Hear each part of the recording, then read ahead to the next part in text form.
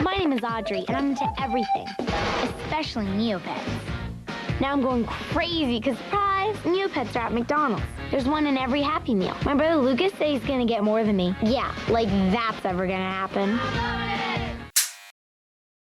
Doug Doring was a different kind of visionary from Powell or Williams. In his work at his firm, he had trademarked a novel method of advertising, which he called immersive advertising. Immersive advertising is a way to get a marketing element in front of a user by slipping it into the game environment. On Neopets, that means integrating brand advertising into the Explore map and building brand experiences for users to interact with. An example would be visiting an on-site McDonald's and feeding your Neopet an item from the McDonald's menu. Baking brands into Neopets brought some flack with it. The game was becoming popular with a young crowd, and critics claimed that children wouldn't be able to discern between editorial content and aggressive marketing. While the ads didn't attempt to direct sales, they could build brand awareness or affinity in an otherwise child-safe space. Despite the criticism for the tactic, the Neopets team didn't back down from immersive advertising, meaning it was probably a very efficient way to make money. This type of digital marketing was wildly ahead of its time. In order to sell an advertiser on the concept of immersive advertising, the Neopets team would likely have had to report user interaction metrics to the partner, including click-through rate, page views, and time spent on the page. It only makes sense that a new medium would explore new pay models. However, there was one aspect of Doring's business model that surprised and concerned the original Neopets team. What Powell and Williams hadn't known when they sold Neopets was that Doug Doring was a Scientologist, and this manifested in minor ways. It all began 75 million years ago. Back then, there was a galactic federation of planets, which was ruled over by the evil Lord Xenu. Xenu thought his galaxy was overpopulated, and so he rounded up countless aliens from all different planets, and then had those aliens frozen. The frozen alien bodies were loaded onto Xenu's galactic cruisers, which looked like DC-8s, except with rocket engines. The cruisers then took the frozen alien bodies to our planet, Earth, and dumped them into the volcanoes of Hawaii.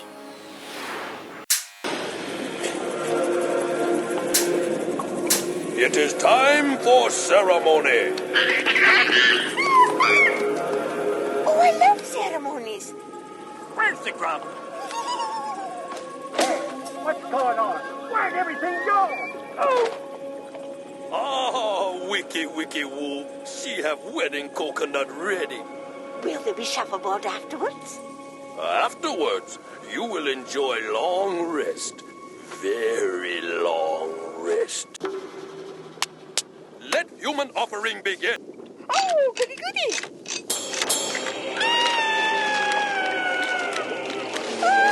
Courage! The aliens were no longer frozen. They were dead. The souls of those aliens, however, lived on and all floated up towards the sky. But the evil Lord Xenu had prepared for this. Xenu didn't want their souls to return, and so he built giant soul catchers in the sky. The souls were taken to a huge soul brainwashing facility, which Xenu had also built on Earth.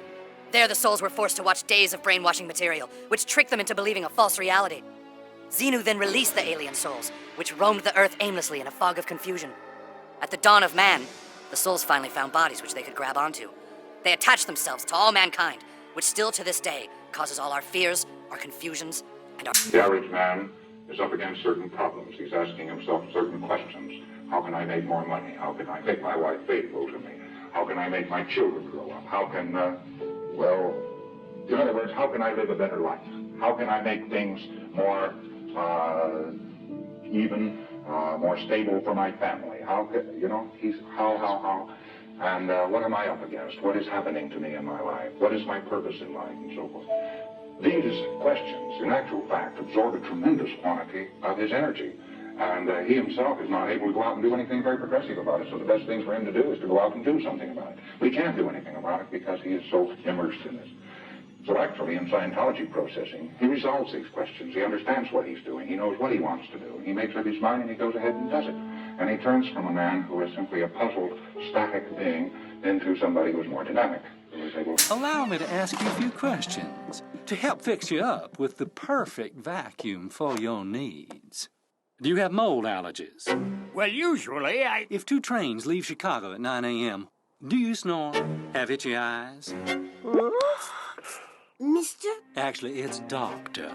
Doctor. Doug Doring was a Scientologist, and this manifested in minor ways. Williams would later state that, quote, "The company was structured like a Scientology org. It didn't really change anything that I noticed apart from some odd test that interviewees had to take, consisting of questions like which straight line seemed friendlier and stuff like that. We also had a lot of obscure celebrities coming around the office for tours. Perhaps most concerning to them was when Doring strongly proposed adding Scientology education to the site itself. According to Williams, she and Powell fought hard against these measures. Vehement arguments would take place, with Doring standing by his religious practices and Powell and Williams standing by their commitment to keep religion and politics out of their creation. Only after multiple heated meetings did Doring relent.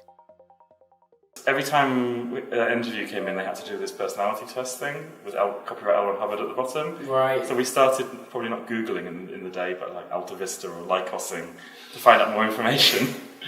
And then we found this kind of the Scientology website, and we're like, oh, Doug Doring, okay, he's a Scientologist. And then we found every single member of staff they had, all Scientologists. Right. So we're like, it's a bit weird. And then we started sort of reading more about it. We're like, oh my god, what have we done?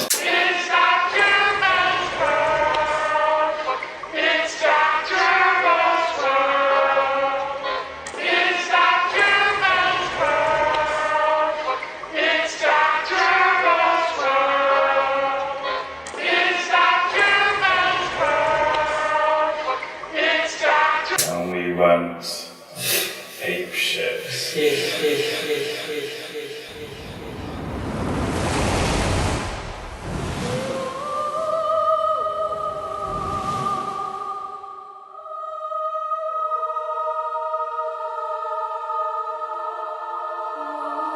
And she was a Scientologist, and her job, she was brought in as head of education or learning at Neopets, and her job was basically to use L. Ron Hubbard's educational thing and put it on the site and basically teach kids about Scientology, and we went apeshit.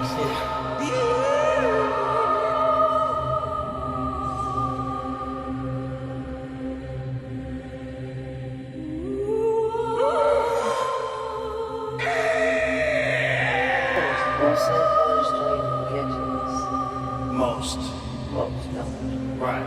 Yeah, because you have to be wealthy to get to this. Not only do you have to be wealthy, but a lot of times what they do, the new scam is you gotta go, you get to a level and they go, we messed that up, you have to go back down at your expense.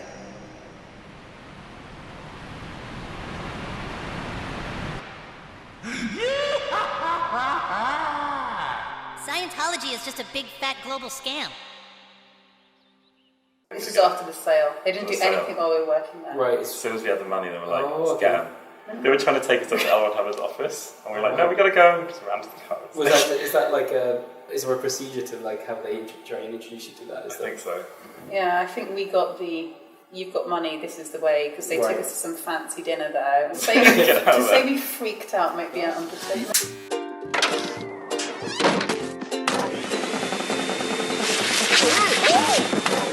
Courage, you saved us again. You're a wonder, you are.